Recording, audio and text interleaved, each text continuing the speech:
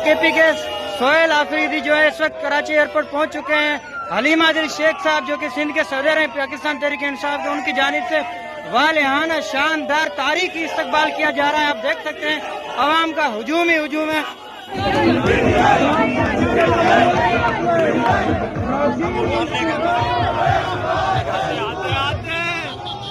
चलो भाई टाइम हो गया, चलो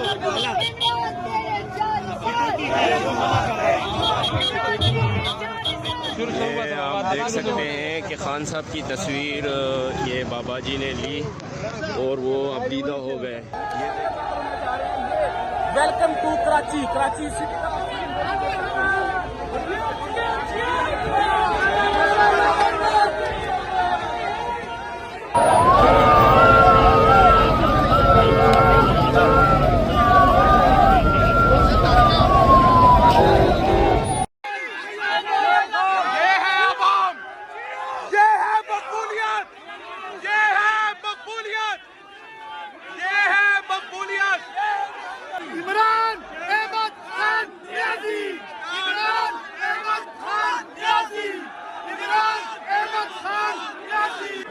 में इमरान खान का राज है। उनको पैगाम है कि अगर आपने मकबूलियत देखनी है और आपको नाम नहीं है तो कराची आ जाए।